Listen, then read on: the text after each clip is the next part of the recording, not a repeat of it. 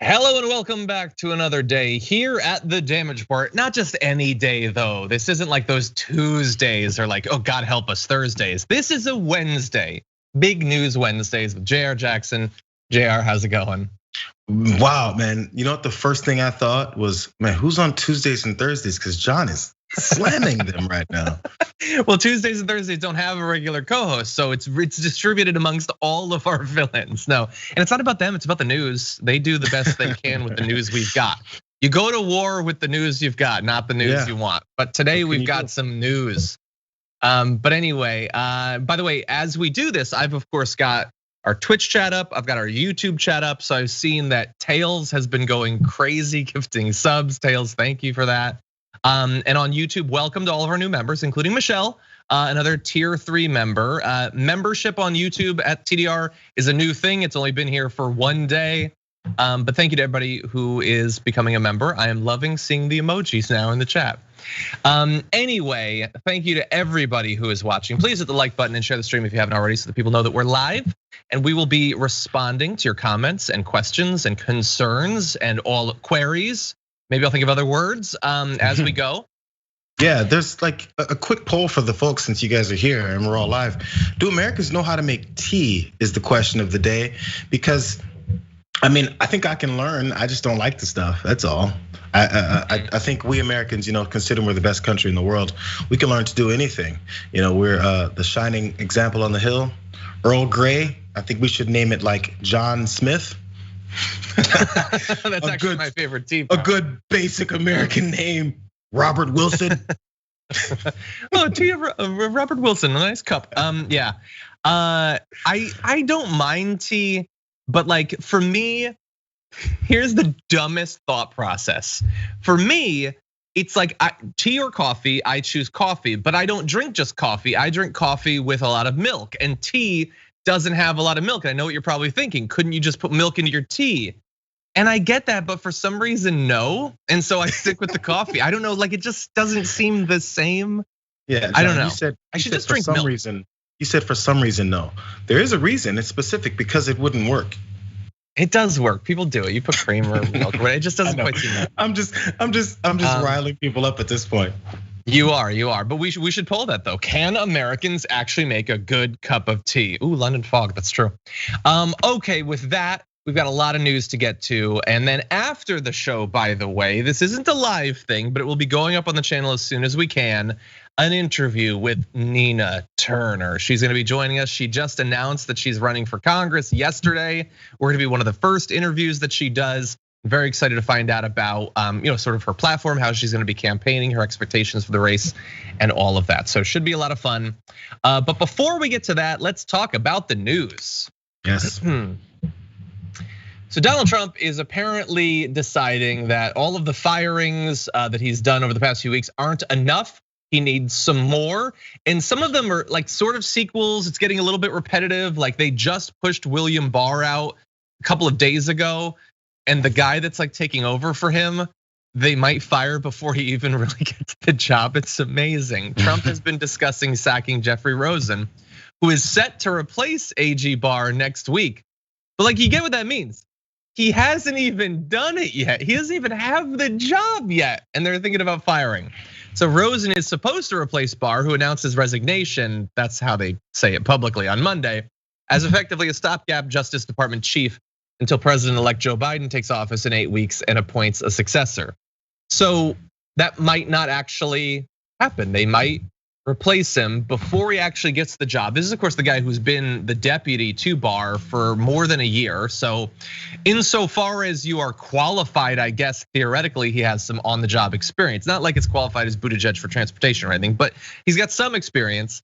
And they might actually not give him the position. They might choose someone else to just stick around for the tiny bit of time until Joe Biden takes over.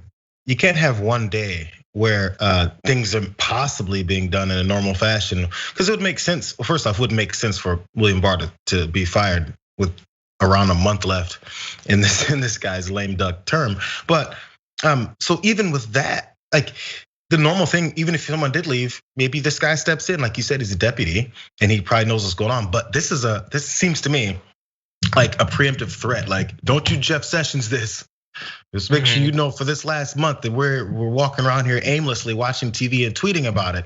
Let's make sure that you're on board to do the things that I need you to do to either disrupt this next administration or to make sure that I disrupt America even further with these crazy calls for election fraud. Yeah, and let's just bear in mind how short of a time it is. That graphic's not even actually right. I don't. Business Insider said it's 8 weeks. It's less than 8 weeks. It's very soon.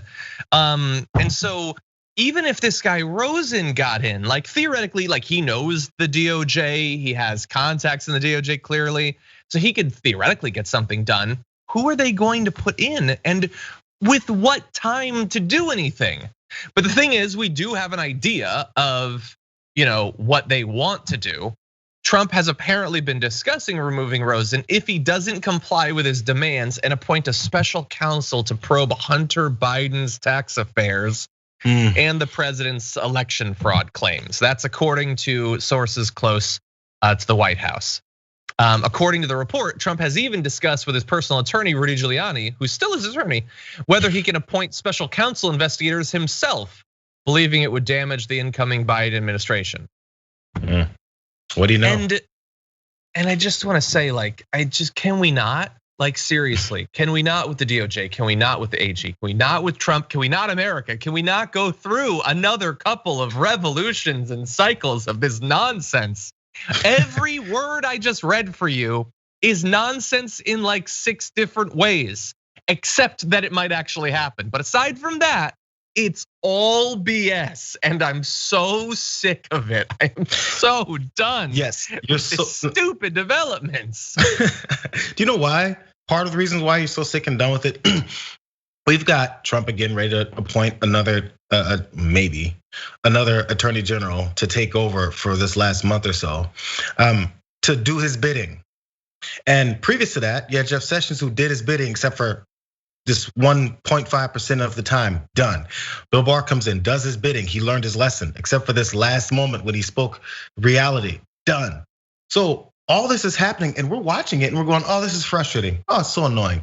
I'm so tired of this. But Joe Biden is floating Sally Yates for his pick as attorney general. And you know what Republicans in the Senate are saying? Oh, this is a non-starter. It's not gonna fly. Somebody let this guy know we're not gonna affirm her. What's the matter with him? She's bristly. I don't like how she spoke to us in those hearings about the Russia investigation. I don't want any of this. You know who I like? I like Doug. Who's our boy from Alabama? Jones. Doug Jones. They like Doug Jones, and they like Merrick Garland. They like Merrick Garland for the role. The same guy that they made sure didn't get on the Supreme Court because, well, it wasn't even because he was a radical, because he's not. But it was only strictly because to reject any kind of pick that Obama would have put forward. So now they're ready to invite him in with open arms as the attorney general because that's who they like.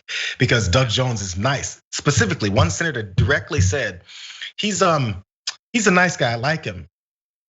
So that's in comparison to Sally Yates, who apparently is not a nice woman, and you dislike her because she doesn't take your crap. So again, this is the scenario we're dealing with. You got senators now saying, Biden, F you no matter what you do with this pick. But Trump is running around just gonna throw a new person in for the last 30 days because he needs another yes man. And what's the Senate saying? None of this stuff. Yeah, and the thing is, like I don't want to speak for you, but feel free to agree or disagree. For me, it's like, okay, so like Trump has these like insane goons that like were, I think, made out of a pool of mud by Saruman. They're these ultimate trolls that he wants to put in office. And then Biden has these people that are being pitched by the right as the equivalent on the other side. And then I'm just sitting here as a left. It's like, I really don't like that person, and I don't really care about that person. Like, I guess I'll defend them because at least they're competent and they can do the job. But like, when do I get to be excited about somebody? Doesn't really seem like that's gonna happen. And then the thing, you nailed a lot of the reasons that it bothers me. But one extra layer is, it's that all of this nonsense. There's millions of Americans who'll be like, yes, they're gonna get Hunter Biden. They're gonna just get whoever. They're gonna pluck someone out of the DOJ to raise up, who's gonna like do a press conference that's like, Hunter Biden's corrupt, and then that person is gonna get 1 million Twitter followers. They're gonna be a celebrity on the right, and it's just the whole thing it's a dagger in the part of me that cares about reality, because so many people don't. And every day the dagger gets twisted by the news, that recognition, the new renewed recognition that people care about nonsense. Can I give you one more? Any other thoughts about this? Yeah, one more wrinkle. So there's this, again, take it with not even a grain of salt, but take it for who he is. He's this guy is a Trump campaign surrogate. I remember I pitched this yesterday for our show, but I guess it wasn't the right fit. But so this guy's name is Brian Trashker. Sorry if I'm mispronouncing his name. He went on Newsmax and he was talking about the AG and who may come in. He goes, Trump is about to enter the true wartime phase of this operation with the rigged election. He needs a wartime consigliere, and Bill Barr just is not that guy. So is this what Trump is thinking? It's like, oh, I can't have his deputy come in because he might think the same way Bill Barr is, which is not a true wartime attorney general to help me through this tough time. I don't know, but again, this is just a Trump campaign surrogate. This is who this guy is. I mean, not saying Trump said this, but I'm not sure if this is the information that's buzzing around the Trump campaign headquarters. How is that? How is Barr not that person? Like, exactly. All he did was defend Donald Trump. No, you know what? He's not ready for the wartime phase because he said the election's over. I can't. No, we're done. Not today. We're done. That's it. We covered the news. You know what's going on with the AG. We've done our duty. We're moving on. Okay, let's read some comments because I can't take it any longer. Okay, so. First super chat today was from Nicole, who says, hey, John and Jayar, I just want to let you know my dad made drastic improvements overnight and is on a lower vent and may be off by Christmas. That's amazing news. Very glad. I'm sorry. Which viewer is this? I missed her name. This is Nicole Nowicki. No, excellent news. Very good news. By the way, I saw that we had a resubscription on Twitch from one Brooke Marks. Thank you for being a subscriber. Anyway, Derek McCammon says, give us every inch today. Who is it that said that? Oh, it was Pascal who said, I gave him every inch. He still fired me, he won't talk to me. Oh my God, okay. Yeah, or think. He doesn't even need to rethink. He hasn't gotten to the first think. Gabby says, John, what does your shirt say? So this is our Keep Calm and Don't Forget to Wash Your Hands shirt. It's one of the pandemic shirts that we launched relatively early on. I believe that this is still available at Shop TYT. I like this one because it's got a cool sort of cartoony feel, but a serious message, and I feel comfortable wearing this in public. Dreffid said, make sure the water is boiling, then pour over the tea leaves, let it steep. The rest, cream, milk, sugar, is purely preferences. Tea is drunk so many different ways. Cream, condensed milk, sugar, honey, anything goes. Well, that's the issue. If anything goes, then I can mess it up in a million different ways. But thank you for your attempts to get our tea right. Up until now, we've had low tea. Anyway, by the way, Jayar, yesterday in one of the super chats, I guess because of space considerations, someone referred to Trump as T, and I don't like that. What do you think about someone calling Trump T? I don't like it. Well, I'm not sure if people really get it. I mean, I guess it depends on the context of what you're talking about. But Trump is a short enough name. It's not like his name is, Buttigieg or, I agree. Oh God, well, we're gonna be talking about him later. John Twomey, thank you for your super chat. And John also says, do you think that with the Dems' slim 2021 House majority, the squad will have even more leverage to hold votes on bills that don't meet the needs of the American people? Potentially. I'm hoping that that's how it'll play out. We'll have to see. Let's see. Laura says there's talk of him firing Ray of the FBI to get an investigation going. Yeah, I've heard about that too. All of these firings, it is just such madness, and all of these are loyalists. They're trolls, they're monsters, but they're apparently not quite trollish or monstrous enough. Nope. Just madness. Sama Lynn over on Twitch gifted a tier 1 sub. Thank you very much for that. And also resubscribed. Thank you for that. Let's see. Thank you again to Tails. By the way, I can see the people who are signing up as members on YouTube. Very much appreciate that. Thank you for becoming members. Mini Morpho says making coffee, but I'm here. Love you, dragons. Mini Morpho has been working on some artwork that I'm very excited for recently. Some dragon themed artwork, doing a great job there. And we're getting a lot of commentary about tea, including from Bart, who says, of course the average American, hold on. Okay, of course the average American cannot make a good cup of tea because Americans lack the simple knowledge of the procedure of making a good cup of tea. Boiling water. You pour boiling water over the tea, pretty simple. That is then there's the right kind of tea that, like, the other person had, right kind had of water explanation. I get the feeling Bart does not make tea. I find it inconceivable that Barr is making like a pot of tea for himself, but I think he does like the idea of mocking us. He's down for that no matter what the topic is. Pedro Lina, the Tropical Dragon, welcome. I see your membership, I'm watching you. Okay, now with that, why don't we turn to a little bit of more positive news? It's not gonna stay that way for a long time, but we can appreciate it while it's here.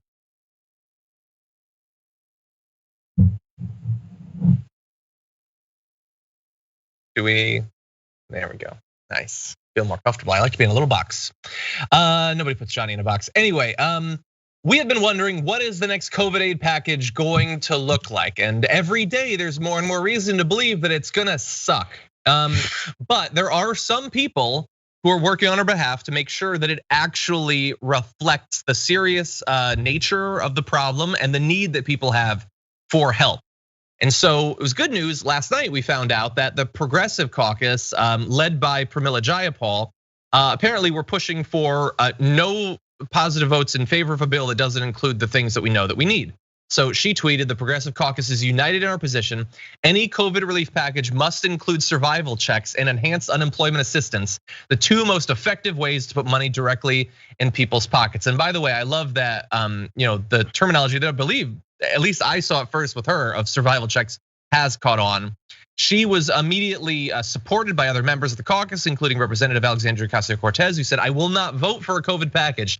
It doesn't include survival payments and unemployment relief for the American people. It's a red line. It's also common sense. Sick and tired of Mitch McConnell and the GOP playing games with people's lives for corporate handouts. It ends here. If Congress needs to spend Christmas on the House floor, so be it. People are getting kicked out of their homes. This help should not be partisan nor controversial. It is disgusting that the Senate GOP is holding financial help hostage to gain immunity for corps to harm workers. You had this from Representative Omar, who said no direct payments, no deal. That's been our message, and we are now closer to getting cash into the hands of people who've been struggling for months. Rashida Tlaib says no survival checks and unemployment help equals no vote for me.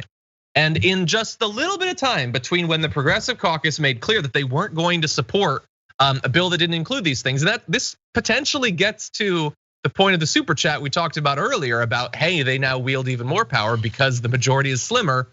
Apparently, as of this morning, talks have been moving rapidly, and they are now going to include some of those things. Although there are questions about to what extent. So we'll get into more of those details. But JR, so far, what do you think about the progressives pushing this way? Well, this is what I think a lot of establishment, paid politicians are worried about when people like this came in. They're gonna say what American people need, want, and not stop saying it. And with platforms like Twitter, they can say it without being silenced to a degree. So the message is spreading. And then it seems like it's not, but it is, to the point where they have to now do something different, or at least try to act like they want to do something different. So the red lines have been put in place, and I'm glad that they're sticking to them. And if we're talking about negotiations, the way Joe Manchin likes to talk about negotiations, and you got to love your Republican friends and see where they're coming from to make sure we come to an agreement. There's also starting points, and this is a starting point, bro. So if you don't like $1,200 and maybe $600 every month for enhanced unemployment benefits, I don't know. Okay, fine. We'll go down to 1,000. And I think that's a bad idea. But if you're gonna give them anything, the people who actually hate Americans in this country, anything, give them very little. Because again, the number one objective as a representative in this country is to take care of the people, to do to represent the people and make sure that they can survive. People always talk about a president comes in, his number one thing is to protect the American people.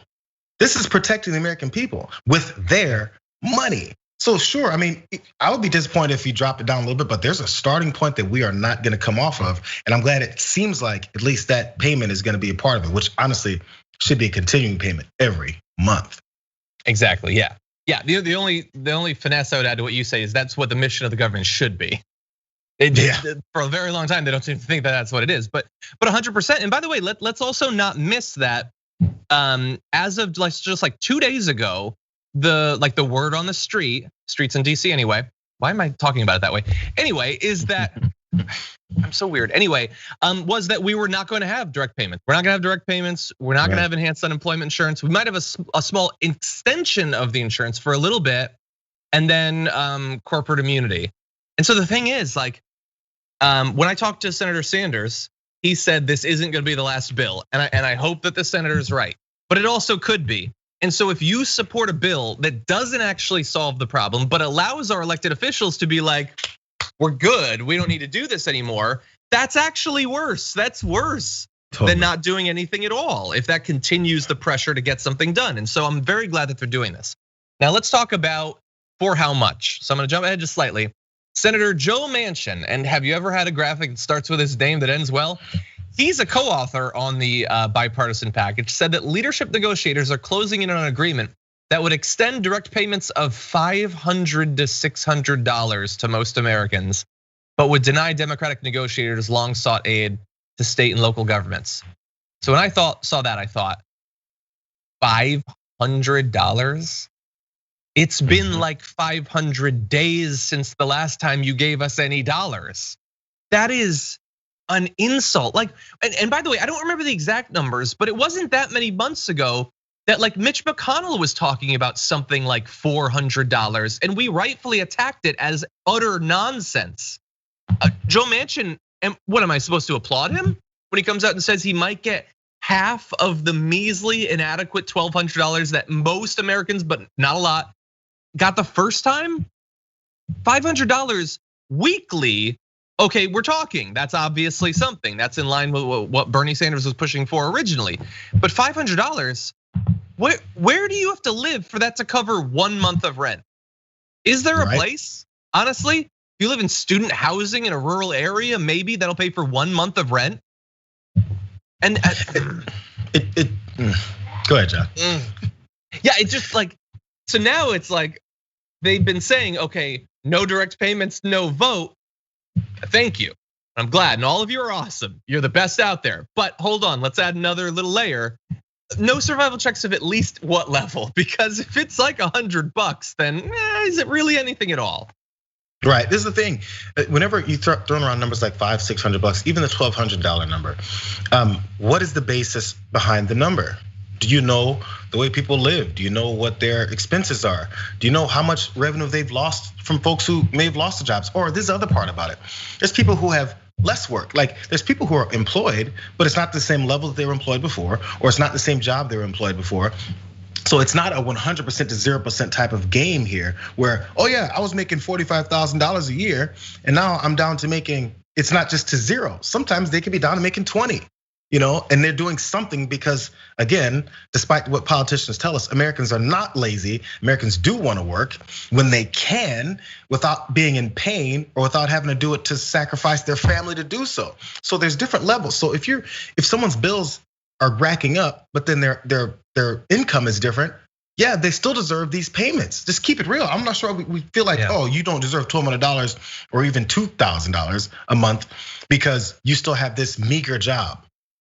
Yeah, I'm talking, but the rental companies don't say that to you. They don't go, oh, yeah, you know what? I see that you've lost some work, so yeah, we're gonna cut rent from $2,000 this month to just $700. Let's give it a go. No, those don't change. Why is this changing? Exactly. Yeah. Yeah, and it's very like, especially when we do these stories about things like this, where it's not like you have one source that gives you all of the most up-to-date information. You're combing through so much. I can't say exactly what the timeline for some of these updates is, but it seems like after Manchin talking about 500 to 600, Senator Thune says 600 to 700.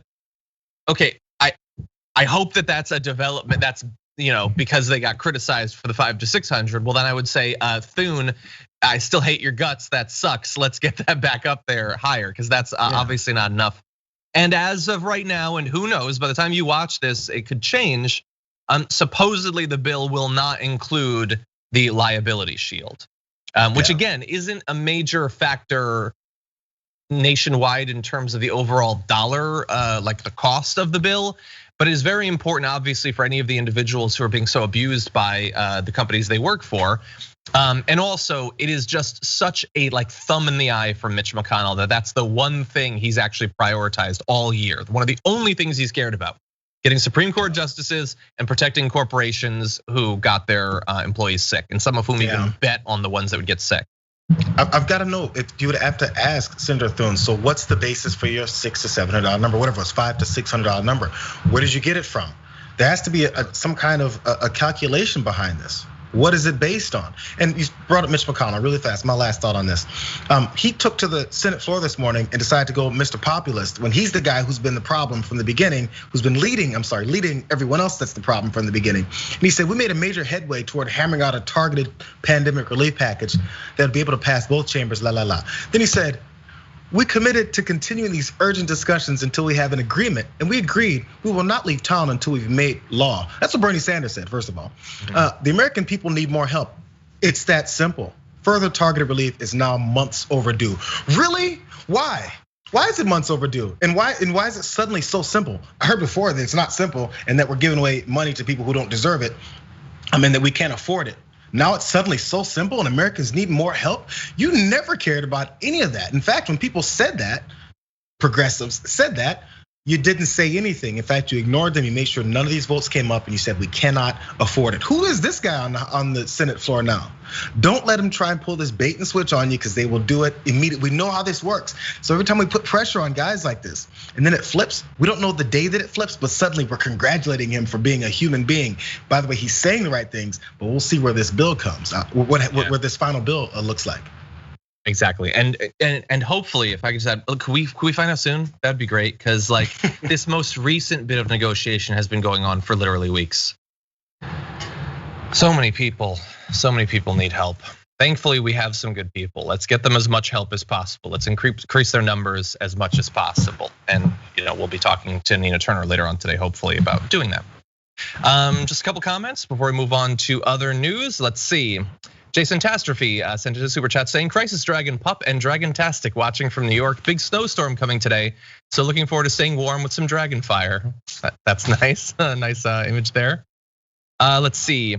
Kieran, the tea drinking Dragon Scott says, please shout out to my mommy, Margaret, who is watching from Bulgaria. John and Jayar, we love you. Hello, Kieran and Margaret. Thank you for watching. We appreciate that. Shout out to Bulgaria. Exactly. When was the last time we heard? We always get like Australia, a little bit of Germany, maybe Netherlands, not Bulgaria. Gator Dragon says, I've claimed Gator Dragon, which makes sense. My Dragon Squad shirt has shipped. I'm so excited. Also, $500 may be enough to live on in West Virginia, but elsewhere not. Yeah, for very, very few people. It shows, it's like you keep asking what it's based on, and my gut says it's them trying to figure out what is the absolute least we can give and have only so much anger at us, but not a really bad level of anger at us.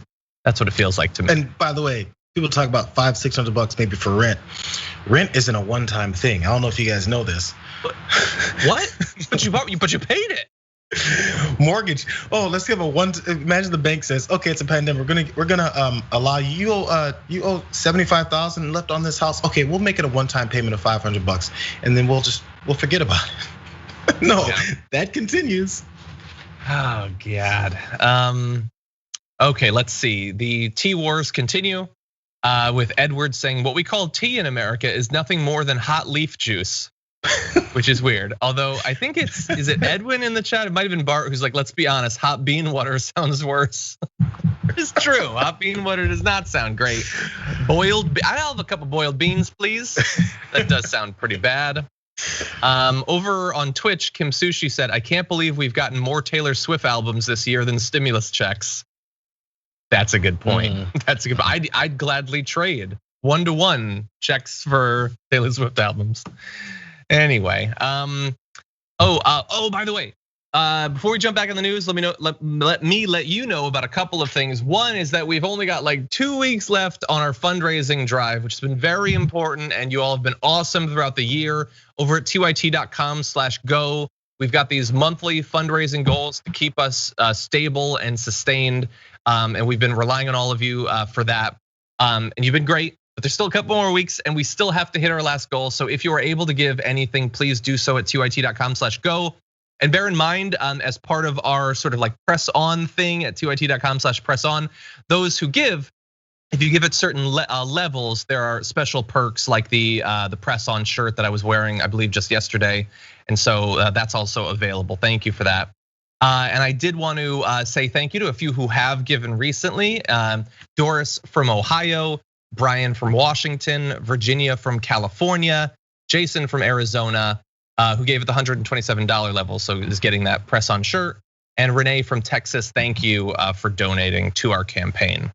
Also, tomorrow, I am going to be co-hosting part of the next episode of Deep Dive with Jordan Uhl. That's a Twitch exclusive series that debuted just yesterday. The next day is going to be tomorrow at 2:30 p.m. Eastern time. We're gonna be chit-chatting about the news. Should be a lot of fun, so definitely look forward to that. And so that's coming up soon. And with that, why don't we do this thing? Why don't we? John and Jordan, that's a fun combo, man. I think the TDR folks know about you guys. He's been on a few times, yeah. Oh my God, he's been on like a bunch of times, like as much as anybody else. Basically, he's not a regular. I was playing it low. Oh, were you? Okay, I don't get sarcasm anymore. A few times. Anyway, let's jump back into this thing. Okay. So with the stimulus negotiations going on once again, I thought it might not be a bad idea to remind people about how the last part of it went. So look, we've talked about the inadequacy of the direct checks that were made, but remember, a lot of that program in that first government bill was about aid to small businesses, making sure that they sort of prop up some parts of the economy.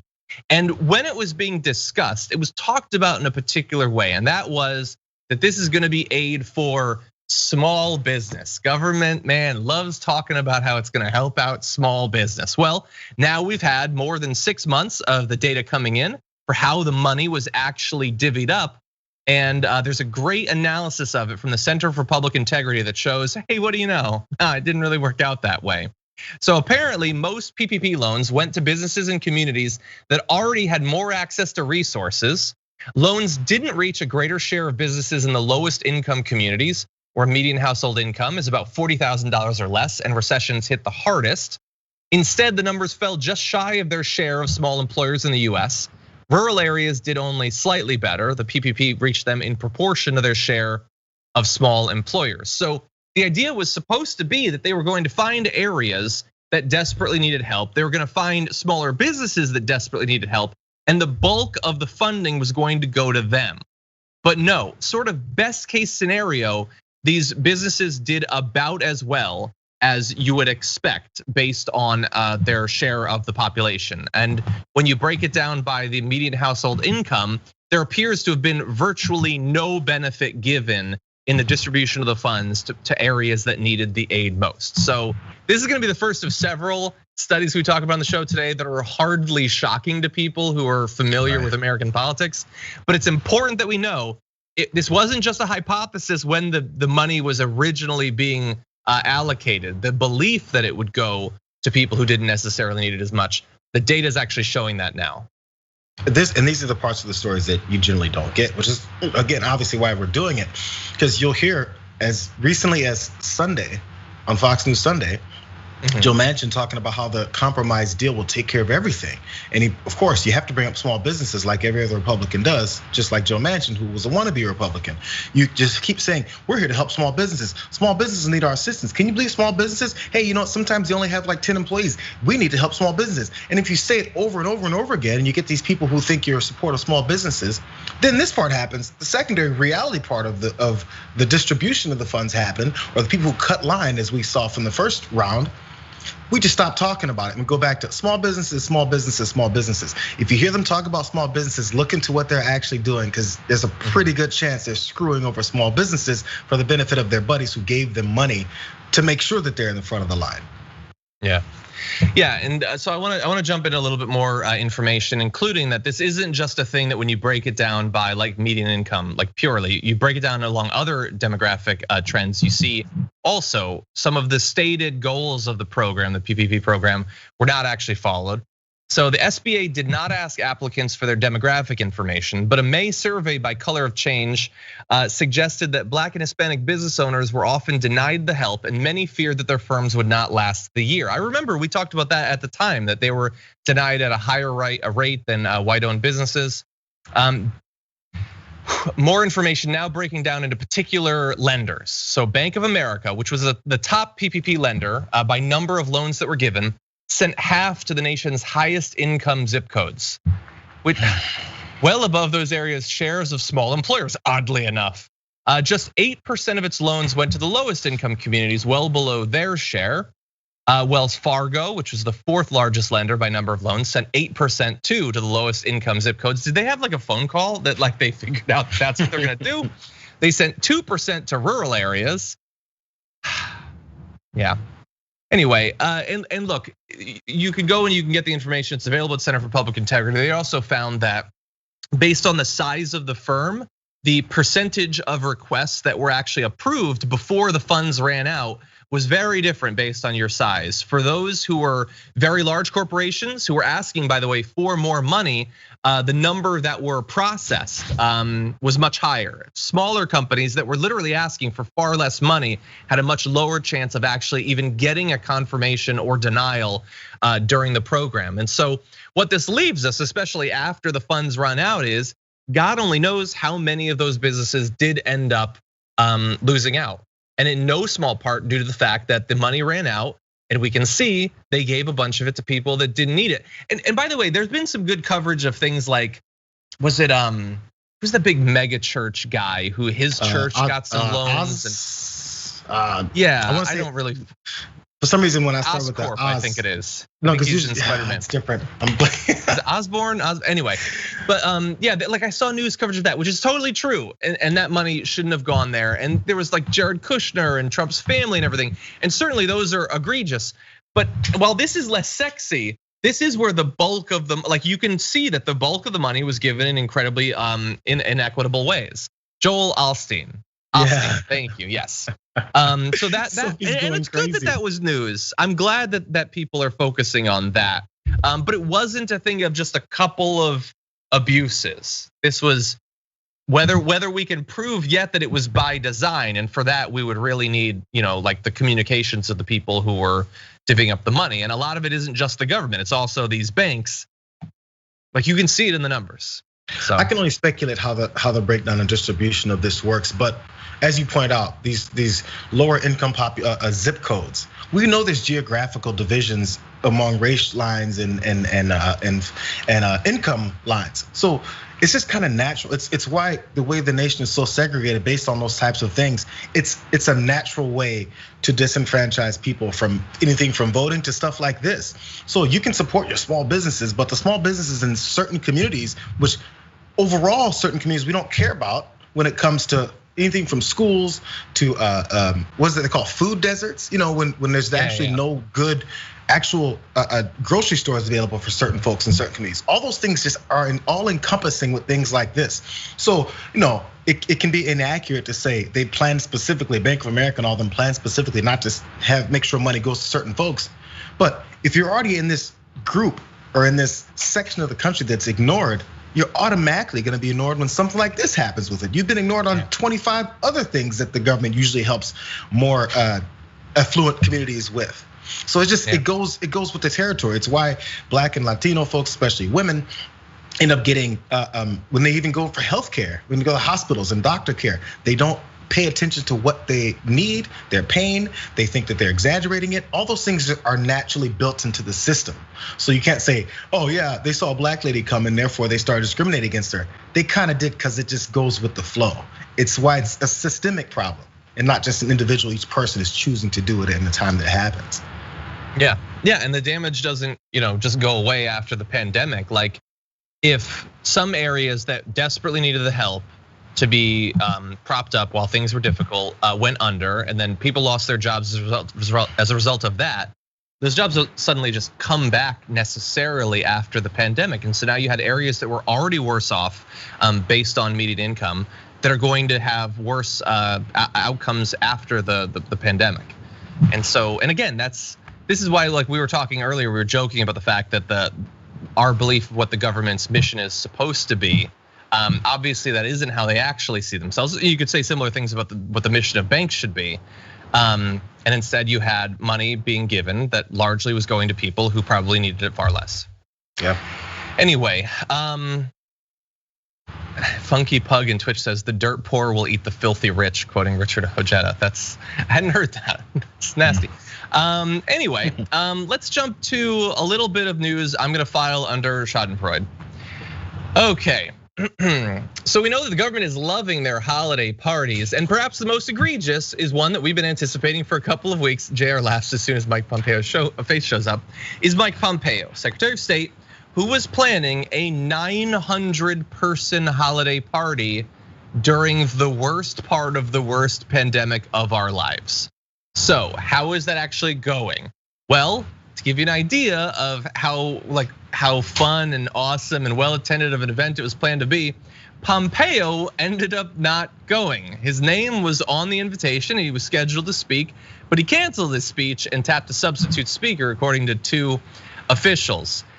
Now here's the thing, the 900 figure was how many people he was inviting. He wanted to have those 900 people. 70 people RSVP'd for the event as of Monday night, and even fewer actually showed up, which sort of makes sense considering how bad the pandemic is. Now here's the thing, that does still leave some people, not 900 and not Mike Pompeo, which is a great way to host a Mike Pompeo 900-person party. The State Department had said that masks would be required for attendance and it would enforce social distancing guidelines for those 70 people who showed up. Now, one would imagine it's much easier to socially distance at a party where fewer than 1 in 10 people actually show up. But no, in photos that have come out, and we can jump ahead to one of these photos, while Santa might be wearing a mask, most of the people don't appear to be. And so maybe some of them will be saved from COVID exposure by the fact that so many people had no interest in going to Mike Pompeo's party. But if there were people who were infected there, they are freely spreading it. And why is there Santa B-roll? That thing. Anyway, JR, I know you've been talking about this Pompeo party. What do you think about the way it turned out? I don't know, man. I guess I'm a bitter, petty person, and I'll accept it. This made me smile this morning. The Grinch got a hold of Mike Pompeo's Christmas party, and he didn't grow a heart 10 times bigger and make sure he returned the gifts. No, he kept that party and he put it in his basement, and it's where it stays. No, you mentioned 70 people showed up. No, 70 people RSVP'd, even fewer than that actually showed up. That's true, yes, 70 RSVP'd. No, I want to make sure we get every aspect of the pathetic nature of this party. Again, this party that people told him weeks ago, hey, this is really irresponsible for you to throw, Mike. And he goes, I don't care. You know, it's Christmas, stop. Well, I'm not sure what he said, but this is the things that if you were a spokesperson from it, I could work from it easily and say this. You guys want to subvert Christmas. How come you hate Christians? You know, the normal things you go through down the line of litany of things. Anyway, people realize I don't want to die. Why would I show up? And in fact, Mike Pompeo didn't show up because he has to quarantine because he's been around someone who tested positive. Yeah. Jesus, and one Spoiler last alert there. Oh, yes, sorry. I'm sorry. So that's amazing. Like, somebody in Twitch mentioned when you're not popular enough to be a super spreader. Hey, I remember inviting people and to parties. I'm not sure, actually I never really tried. But if I had, they wouldn't have, so I get it. But think about what happened. One of 2 things happened, and neither is good for Mike Pompeo. Either Mike Pompeo canceled his appearance because he had just found out that he had been infected, which should be a reminder to him, or exposed potentially. We don't know that he's actually infected, but he's quarantining. And that should have been a reminder to him that these are dangerous times, as if anybody needs one, but these are dunces. So, and then he should have canceled the party to protect other people, but he didn't do that. Or he canceled before he found out that he had been exposed and just decided the risk was too great, but still let other people go and potentially get infected. Neither of those is good. Fundamentally irresponsible, playing fast and loose with people's lives. hopefully he hasn't been infected because we don't want anyone to be infected. But like, he's one of the last ones who hasn't had it at this point, and he's still encouraging effectively other people to get it. Like that, sweet old man who's playing Santa might have been exposed to COVID thanks to Mike Pompeo refusing to listen to the scientists. Yeah, for some reason the pathetic looking Santa just does it for me, because as many people who've watched long enough know, I have a lifelong crusade against the existence and lies of a Santa Claus. Just saying. Anyways, why is that? Against the Santa Claus thing. It's the dumbest idea. It's stupid to continue to lie to your children and tell them be good all year so that this stranger can come in your house and give you things, after we tell them for the rest of the year, hey, don't let strangers give you things, and definitely if someone starts beating on the door, don't open it and let them in. Anyways, just because you're not good enough to discipline your children to make sure that they stay in line without scaring them into not getting gifts at the end of the year. Anyway, that's a whole different crusade that I have. But the fun thing about this that I was noticed in this Washington Post article about this failed party, it says one spouse of a diplomat said she declined the invitation because her husband was serving abroad, and if she had attended and gotten sick, no one would have been able to take care of their children. Now that seems like a basic reason, right? But that's quoted in an article about this diplomat's wife, because she's important enough, and so are their children. This entire year, most of this entire year, we've been talking about sending people back to work in these random small-time jobs because we have to get the economy going. But things like this, we can quote her saying she's not gonna show up because if she dies, who's gonna take care of the kids? But when you have random people making minimum wage, and we're like, who cares if they get sick and die? Well, who cares if they have kids that who knows who's gonna take care of those kids afterwards? We gotta get the economy going again. But you have this, I guess, recognition of their life and their situation and their kids and what could happen if they get COVID. Suddenly COVID is dangerous and worthy of being warned about and avoided when it's these types of folks. Exactly. Yeah. The only hope, and we've known this for a long time across a lot of different topics, for them to actually care about something is for it to hit incredibly close to home. That's the only thing that can get some of these conservatives to accept the reality of something. And not even necessarily then. And Trump had COVID and he doesn't take it seriously. Not at all. Okay, a couple more stories we're gonna get to, but first I did wanna read a few comments, including a super chat from Bernie the Kiwi Bird, who says, ahoy, Pops and Dread Dragons. I just saw an update from David Dole's show during his live show. The AOC said Pelosi and Schumer have to go. Your thoughts? Also, why the two links for the live show is one to YouTube and one to Twitch, I'm assuming. So yeah, so I saw that story, but I didn't have time before the show to actually go through and pull it out. But I mean, I already know what I think. Yeah, they definitely need to go, and I'm glad that she is saying it. I hope that it's an early indication that she might consider primarying Chuck Schumer, or at least use the threat of it to get something else. They definitely need to go. I don't understand how one or both could be in charge. They are so out of touch with the Democratic base. They're out of touch with the realities of the Republican Party. They definitely need to go, and she's 100% right. But Jayar, feel free AOC's about AOC's approach. AOC saying that they, well, her saying that Nancy and Chuck should.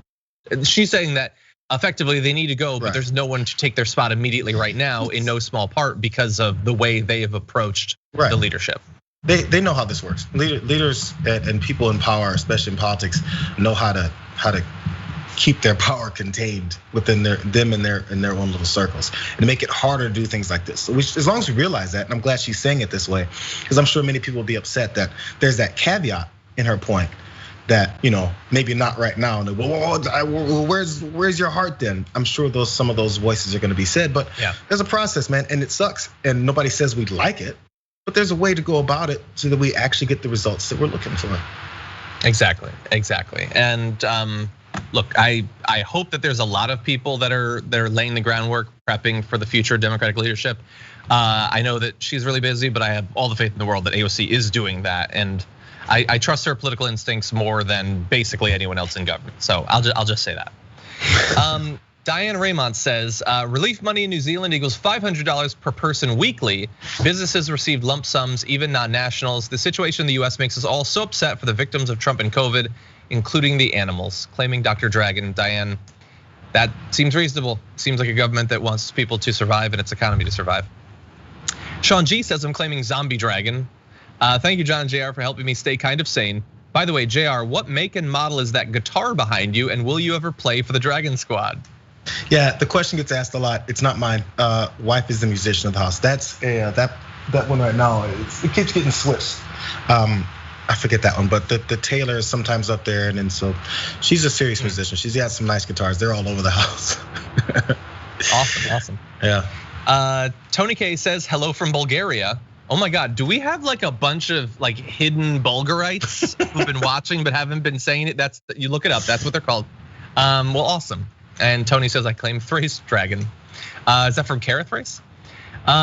Misty Bowers is saying something cool. Helsinki is using sniffer dogs to test for COVID at the airport with 94% accuracy. Interesting. Did not know that. But that's cool. Should help them get travel back up and running. Denkar says Jayar is now the Grinch Dragon. That's good. Over Santa? The Grinch didn't like Christmas. I just don't like Santa. Exactly. Yeah, yours is pettier. Anyway, British says, hi, John and Jayar. Santa message to Pompeo is you've been a bad boy this year and you will have COVID-19 under the tree for you this year. Yeah, obviously hope he doesn't get it, obviously, for all of them. Although I also feel confident that if he does get it, he's gonna be fine. Paging Dr. Bananas. There's this town in Georgia. Hey, I'm sorry, I'm gonna continue my smear campaign. There's this town in Georgia where Santa and Mrs. Claus showed up and talked to kids, and guess what? 2 days later, Santa and Mrs. Claus tested positive for COVID. So they were going around spreading COVID in kids' faces. So what do you want for Christmas, Timmy? Oh man, I want the train set. Well, here's some COVID instead. Can we stop with these meetings with Santa, please? He would definitely be the ultimate super spreader. Not only does he visit every single house, but he drinks from a glass of milk and leaves his germs on mantles all across the world. He's gonna eat half the cookie, leave his germs on that, sip the milk, the cup of milk, and there goes some COVID on the lip of the milk. Hey, kids, be afraid of Santa. He's got COVID.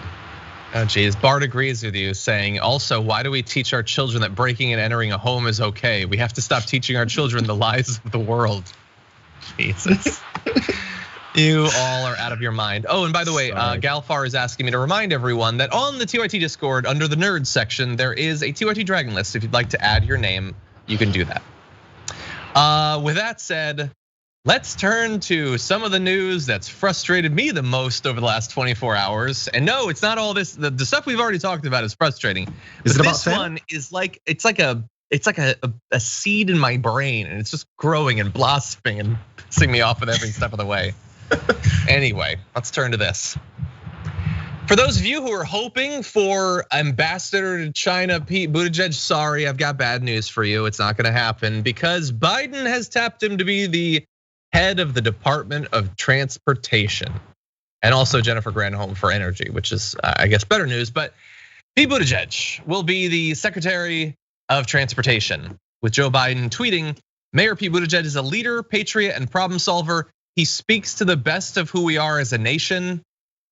I am nominating him for Secretary of Transportation because he's equipped to take on the challenges at the intersection of jobs, infrastructure, equity, and climate. Oh no, that's a good argument. So how is he equipped to do that? Like, no disrespect to him. I'm sure he's very smart. Everyone says he's very smart. He speaks a lot of languages.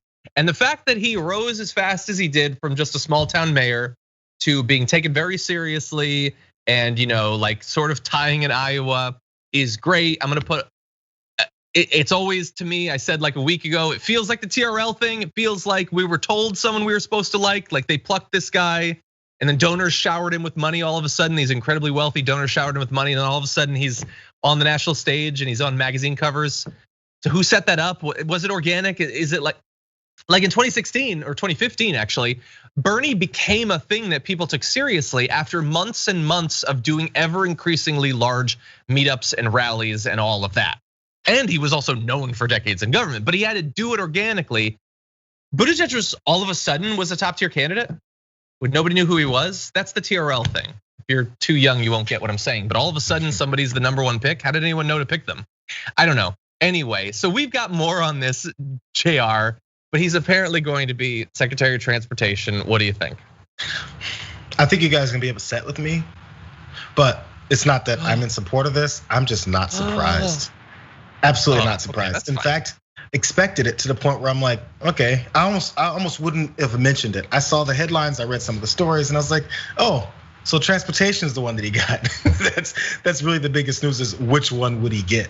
And then after that, then I looked up and said, what exactly is the head of the Department of Transportation have to be responsible for? Because you know why I had to look it up? Because I don't have generally follow what the head of the Department of Transportation is doing on a day-to-day basis, and maybe that's a shortcoming of mine, that I don't know how to follow the Department of Transportation head to realize if Pete Buttigieg is qualified for it. And of course there's road projects, infrastructure, safety measures, all those things. Which again, I don't know if the head of the Department of Transportation is an expert on these things ever. There's people who work for the Department of Transportation as career people, and they know how to run it.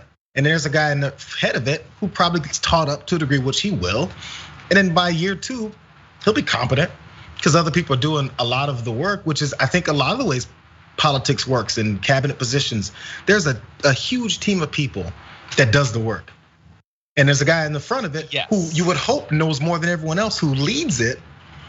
But they're like, well, we'll just assist him into it. Not yet, look, not at all. They already said it before. We talked about this before. He's gonna learn on the job. Okay, then we can pick anybody. It could literally anybody. It could have been Beto. It could have been but that I don't actually buy that.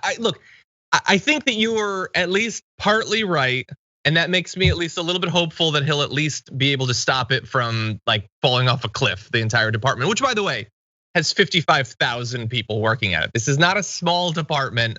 Right. To put it in perspective, it is more than half the size of the town he was a mayor of. He's gonna be directly in charge of all of those people. I don't know, it just doesn't, I just don't like again, to me, okay, he's smart, he can learn on the job. Thousands, millions of people could learn on the job. They're still picking him to do it. And it is still fundamentally not taking the person who is heading this up all that seriously. I don't think. I just don't think so.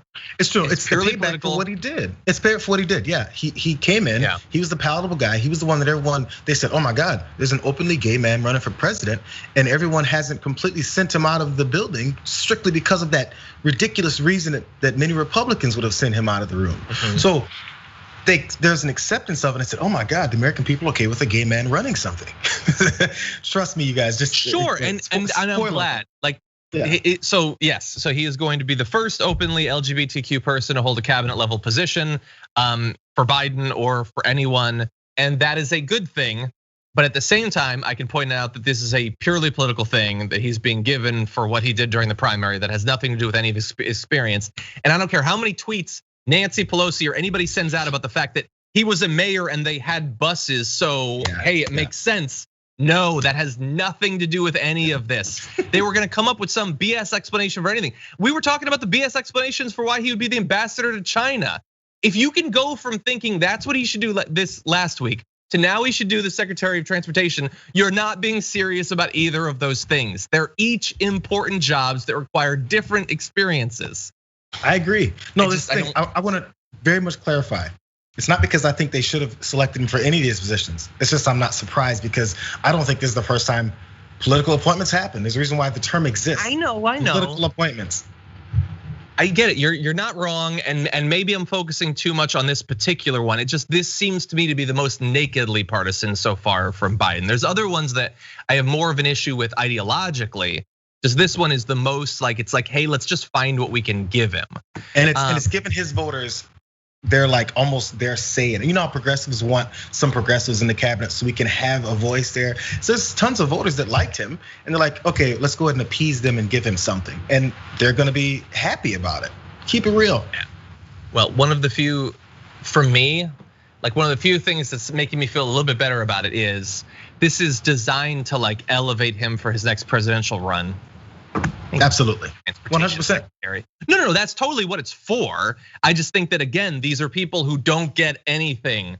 Nobody cares. That's not what people are gonna choose based on. And it doesn't mean that it won't be cited as a reason they should be president. The same like the infatuated magazine covers that he got the last time, he'll get them the next time and he'll be on The View and they will cite that as one of the things that's awesome about him. but they would love him just as much as if it wasn't there. So I don't actually care about that. Yeah. And the fact, by the way, that was pointed out by a journalist that one of his favorite board games is Ticket to Ride, which many people sent to me, by the way, because they know I love board games, does not make me feel better about him being Secretary of Transportation. You got to play the 18xx games or nothing. That's a serious train simulation. Ticket to Ride, that's gateway, man. That ain't gonna prepare you to run. Wait, so you are familiar with that? You familiar with that random ass game that they just said? Well, Ticket to Ride has sold more than like 10 million copies. It's hardly a random ass game. I've played Ticket to Ride and Ticket to Ride Europe. I have Ticket to Ride India. Actually, it's very fun. Great series of games. Get it for your family. Doesn't actually get you ready. Like I've played Terraforming Mars. They're not gonna put me in charge of Space Force. That's not how that works. Well, if you start running for president, I play Pandemic Legacy. I ain't gonna head the CDC. Don't sell yourself short, John. Don't sell yourself short. You're only like 35 years old. You'll make it. Let's go with 35. Anyway, really fast, just because I saw comments on Twitch about this. So some people were asking, wait, do you mean TRL with Carson Daly? And other people are like, what's that? Yes, I do. And basically what it was like the big thing in music for a while on MTV, which was people would call and vote on their favorite videos. And then he would do the top 10 and they'd bring the stars in and they'd sing and everything. Except that that's obviously not actually how it worked, because as I'm saying here, somebody would be the #1 video that nobody had heard about before that week. They weren't voted in that position. The record company paid TRL and they gave them the #1 and they invented stars. That's what they do. They take people that they want to be famous. They do a PR campaign. They put them on TRL and all of a sudden everybody loves them because they're in front of your face. It ain't organic. And that ain't just in music. That also happens in politics, by the way, and a lot of other things. 12-year-old John was boycotting. He was boycotting TRL back in the day when it was out. He was like, I watched it. It's like, damn this Carson. When is Tom Green gonna get #1? That's a throwback. Anyway, yeah, that's actually what I believe about. That's the TRL theory. So you take this to the bank, and you won't get anything for it. Okay, really fast. Joe Biden is also still apparently thinking possibly about bringing a Republican into his cabinet. He's according to Axios. Or Axwa in our graphics today. They're thinking possibly about someone like Meg Whitman for Commerce Secretary as a way to signal to red state Americans that he understands their concerns and plans to address them. Okay, so now the good thing is that further into the article, they say that some of his confidants believe that there's no long-term benefit. And I would say even in that very specific thing that they said, like, MAGA heads are not like, I don't like Biden, he's a plant of the Communist Party, but if he picks Meg Whitman for commerce, suddenly I'll be paying attention. That's, I don't think that's how literally a single voter anywhere around the world actually thinks. No. Agreed, John. But he is considering it. Do you think, well, what do you think at this point? So far, we've, I guess, been lucky. We've only gotten sort of centrist conservative Dems. We haven't necessarily gotten the people that we want in most of these positions, but so far there hasn't been like a Kasich or anything like that. Yeah, so far. Do you expect that though? Because I don't know now. Because you think it would have happened early because he's trying to pacify the folks that are mad about the results of the election, all that stuff. So if he does it later, again, this is, it's the one thing people said about Joe Biden and his decades in politics is it's a routine in any job you've had, from McDonald's to being president, I think, or even definitely being a senator. It's a routine you go through. So, we got to start appointing people. Let's do what we've always done. Yeah, we'll appoint the guy who helped me here, and we'll appoint this other guy who got popular here because it's going to help me on a broader scale. You have to promote yourself and present yourself as the most roundabout person. So he's talking about this Republican that he's going to put on because he wants to garner more support. Who knows if he really will do it? But it could have just been a media tour at that point. Who knows? Yeah, I think that there is still very much a chance because it is such a core part of who Biden is politically, is the desire to bring in a Republican to show that he can reach across the aisle or whatever. And I think that in the Axios article, they're talking about the possibility of somebody for commerce, bringing in some CEO or something like that.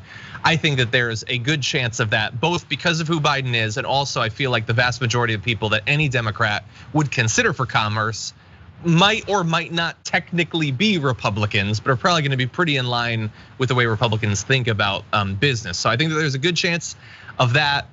We'll have to see.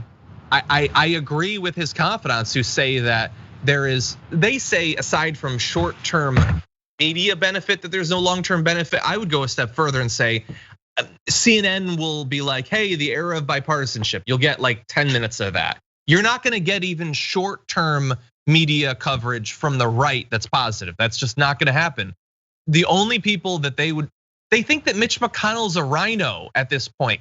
Who would Biden be able to pick for his cabinet that they wouldn't consider more proof that the Republican Party is in bed with the Democrats and they both need to burn? I can't think of anyone, I don't think.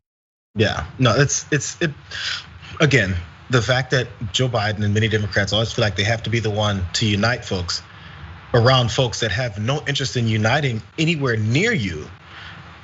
It's you're spinning your wheels. Like you're offering olive branches to people who've got like garden shears. They're cutting them. They don't care. And eventually they're gonna cut it long enough and it's gonna get to your hand, bro. And they don't care. They're not here to unite with you. So when Donald Trump came in, I said this many times. How many people interviewed him and said, so we saw your inauguration speech when you said I alone can do this and run this country and take care of you. No one else can do it but me. And then during this 4 years, he talks about how blue states, who cares if they weren't involved in this country? Like there's so much division. Everyone knows the stories of the division of Donald Trump. And immediately before he's even literally out of office, the next guy has to come in and talk about how he's gonna unite these people who've got guns and knives and fire in the streets over the last weekend. What are the words somebody's gonna say to unite them? Yeah, well, I mean, there's nothing. That's a great point. And what did Trump do? I mean, you would like there was very little pressure for the guy who lost the popular vote to reach out to the other side, the side that was larger than his side. Biden won in a landslide, according to Trump, and by like far more than 7 million votes. But the expectation will be that when it comes to cabinet positions, theoretically, when you're picking judges, better not pick any crazy libs or anything like that. Yeah. And in terms of legislation, you're gonna have to bring some Republicans on board. Like the Democrats don't get to win. Maybe they'll win, maybe against all odds they'll win, but they don't get to win, not fundamentally. They don't get to be winners in politics. Yeah, and they also coincidentally don't act like it. Yeah, you have to be sorry for winning. It's like, after you win a game in sports, you have to be like, oh, the other team played well. When you know what they were actually saying on the court, the basketball court in this particular instance, they were cussing each other out, talking about each other's families, saying and just demeaning each other. And then when you actually win, you have to go to the media and say, yeah, I respect the other team. No, you didn't. You didn't respect the other team for that whole time you were playing because you're competing. Like, why do you have to give that BS reason? It's disingenuous, and sadly enough Americans believe that it's real. Yeah. Well, Jayar, thank you for joining us for this very weird day in the news. Appreciate you being here. Maybe by next Wednesday we'll have some other cabinet picks, and maybe we'll know about the Republican at that point, whether it happened or not. We are getting some questions about seeing Sprocket, if that is possible. I don't know if he's around. For a second. He jumped off the couch earlier. I saw. Yeah, it was in the middle of the show. He totally did that. But yeah, I think I will ask again. I really would like to take care of him for a couple of days. Oh yeah, set that up this time. I keep forgetting after the show, but feel free to text me or something. I can pick him up. The random nature of the show, I don't want to apologize for. I just want to acknowledge maybe I spent a little too much time on Santa. It's a little bit. Maybe I talked about TRL a little bit too much. Anyway. That's the pandemic TDR. It's amazing that there's this much left of it at this point. But anyway, thank you, Jayar. Have a good one. Appreciate it. Hey, Nina Turner's gonna be awesome, you guys. Every time she speaks, I can't help but to get fired up. Can't wait to see it. Yes. Yeah.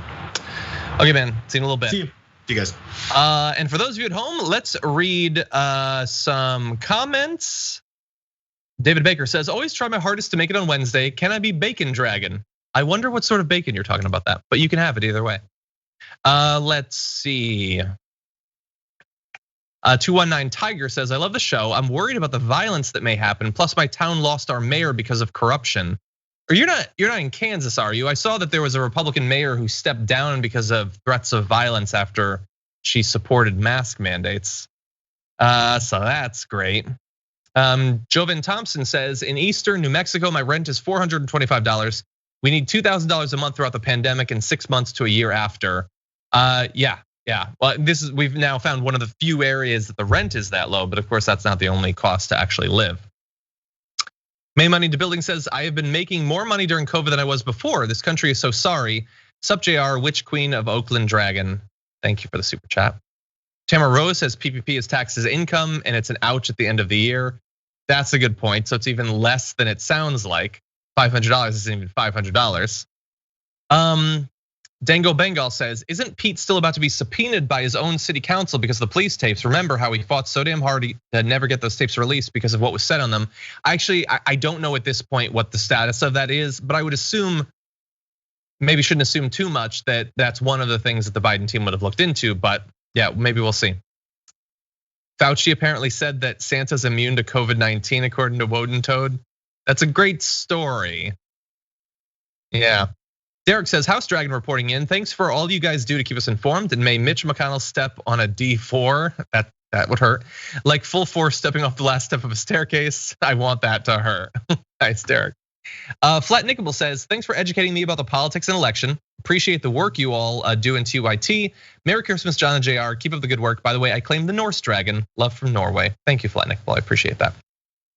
We did have some comments about board games in the wake of that conversation with Madison Griffin saying, I've played Ticket to Ride, LOL. Well, like I said, many people have. It's a very popular game and I do like it. It's fun. It's not one of my go-tos anymore, but I do enjoy it. Madison also said, I've played Power Grid. Can I be nominated for Energy Secretary? That's a great point. I've played Euphoria, put me in charge of labor. All of this, it's all nonsense.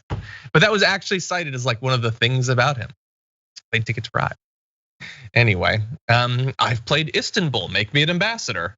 Anyway, let's see. Richard Rowe for Congress says, man, he appointed Pete just to get rid of the 2024 primary challenge while getting Pete's donor list. Yeah, maybe, but is it wrong? Let me ask you this really fast. This will be like how we close out the show. Is it wrong for me to just assume that he's not going to be running for re-election in 4 years, that Biden's gonna be way just too old at that point? And it's a case by case basis. There are some people who at that age maybe could still run, but that I don't think he's going to. I think that it is actually about elevating him. And we'll have to see. Okay, there are questions about the Nina interview. It will be uploaded to YouTube. I believe we're gonna try to upload it today. We'll have to see. And it's not live, but it will be available to everyone. Bart says, not only is Santa a super spreader, he has a very bad carbon footprint. If you've been bad this year, he gives you a lump of coal. WTF? I know I've been bad because my apartment would be filled to the brim with coal. We have to stop teaching our child the lies of the world. You have lost it today, Bart. Okay. Rosalba says, my TRL commentary explains why I don't listen to music. No, I used to watch TRL. I was like a teenager at that point. You had to watch TRL. It's just, I knew at the time, even then, that it was artificial, that this wasn't actually a reflection of this is what people want to hear. That's not to say that they don't like it. I'm just saying winners are being picked for us. Anyway, thank you everybody for watching. For those of you who've been joining us on the pre-show, we've been having a lot of fun with that. If you're seeing this right now, you can check out the pre-show, usually around 9:15 Pacific time in the morning. We have a lot of fun. Thank you to everybody who's become a member recently, including Debbie, just upgraded to tier 2. Thank you for that. Much appreciated. The Nina Turn interview will be happening in just a little bit. I'm also gonna be on the Young Turks with Anna Kasparian later on today, so you can definitely look forward to that as well. And until then, stay safe out there, stay sane out there. I'll see you soon.